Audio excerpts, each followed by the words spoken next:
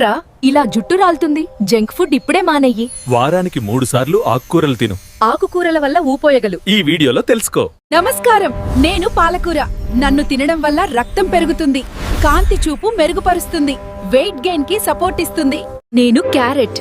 నా వల్ల మీ తల చర్మం రిపేర్ అవుతుంది, బ్లడ్ సర్క్యులేట్ పెరుగుతుంది, కొత్త జుట్టు వస్తుంది.